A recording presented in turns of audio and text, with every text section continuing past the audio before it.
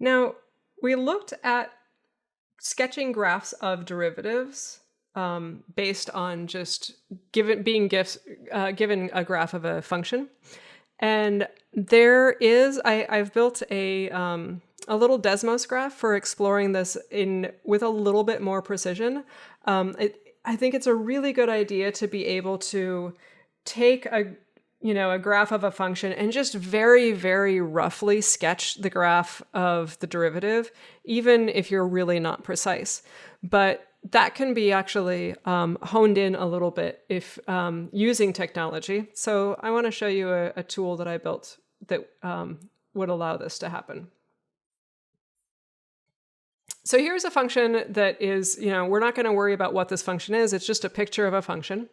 Its definition is here. I'm not going to worry about it. And when you open this up, it should actually have all of this stuff here. Okay. And the idea of this is that each of these points is going to control the slope of a little line segment there. And what you want to do, like we're looking at derivatives, so I want to match the slope of this little line segment to look like the slope of a tangent line to that function. So it looks like it should be negative, and I can kind of see, if I pull it kind of down here, it looks like that is actually giving me something very close to the slope of the tangent line. It looks like that little line segment matches the direction that the function is turning. So I'm just going to drag each one of these little orange points to see if I can get an idea of the shape of the derivative function. So here, this one, the function is decreasing, so my slope should still be negative. Now you can just do this without actually thinking about the derivative and just take these and start, dragging them until they look right. But I would encourage you to look at it and think first about where do you think this point should be. This one looks like I might have an actual horizontal tangent, so I'm going to go ahead and leave that point there. This one, the derivative is negative and just a tiny bit negative. So I'm going to pull that down a little bit. That looks about right. This one, the derivative is negative. And I'm actually going to look ahead. It looks like maybe this point might be my steepest point of my curve, since we did kind of zeroed in on those in the hand graphing. So I'm going to take that one. Okay. This piece here, like negative.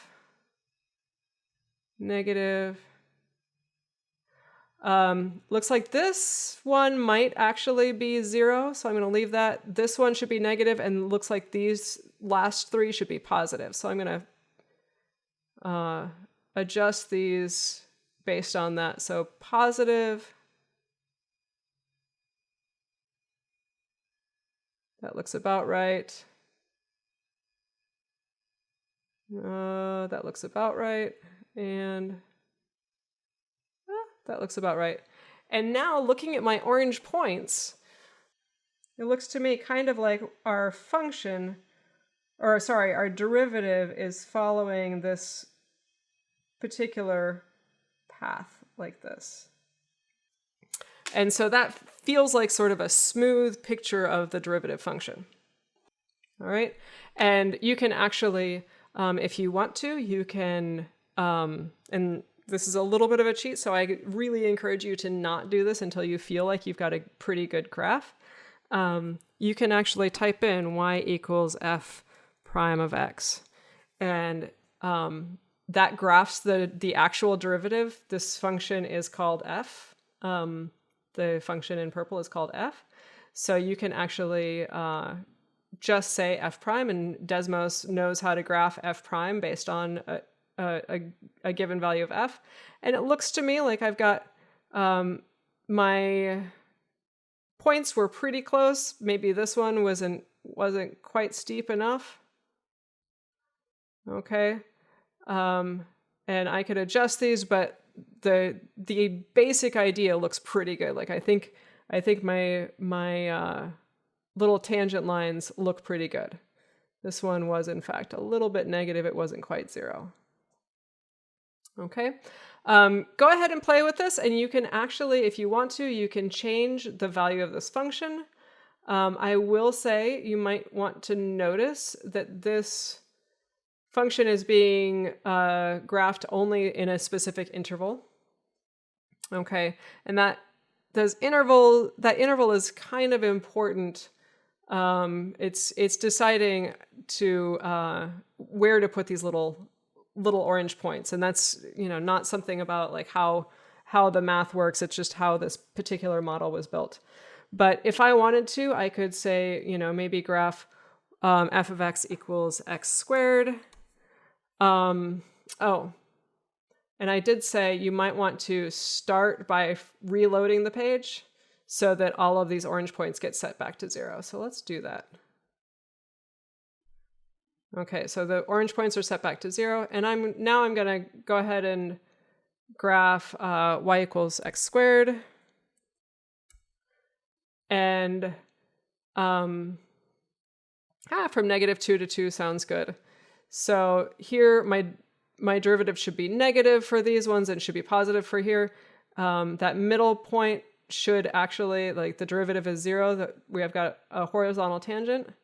So I'm going to just drag these so that it looks like the derivative is about, or it looks like that little line segment is about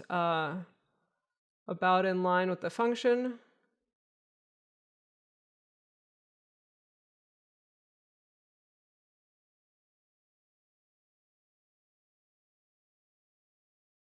Okay, those look about right.